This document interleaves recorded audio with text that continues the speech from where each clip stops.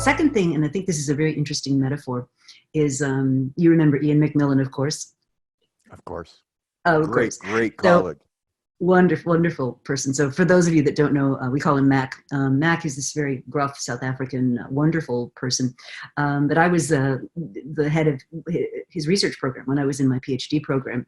And so came, and I was also, I had 2 young children under the age of 5. I was commuting from Princeton. I mean, this is not a woe is me story, but let's just say my life was busy. There was not a minute unaccounted for.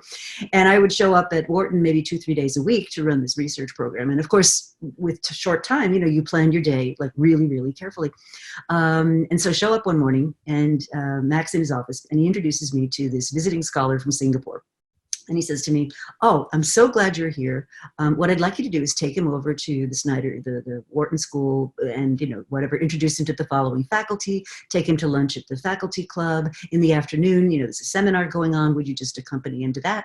And I'm kind of looking at him, and you can only imagine what's going on in my head. And I was like, "Could I just talk to you for a second?"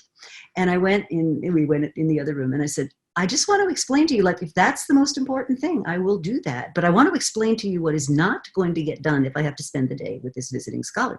And I laid it all out. And he goes, "Oh my goodness, I had no idea." So we found some graduate student or something to show him around. But here's the thing. He had no idea what was on my plate. So we invented a metaphor, and we call it the truck.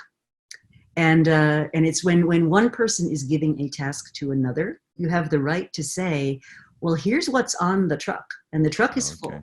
So if I'm going to take this other thing on, what comes off the truck?" And it's not, I think it's important to say, I'm not saying I'm too busy, I can't deal with this.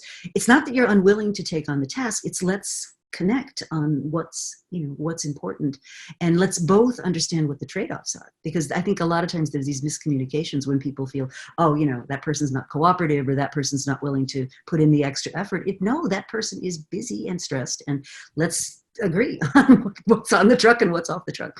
So I found that to be a really useful technique. Last thing is the concept I call chunking, and I got this from Clayton Christensen. And we tend to think of a project or a process as though it's all got to happen at once. Instead, think of it like a train. Right? And the trains are going to leave the station every 6 weeks, let's say.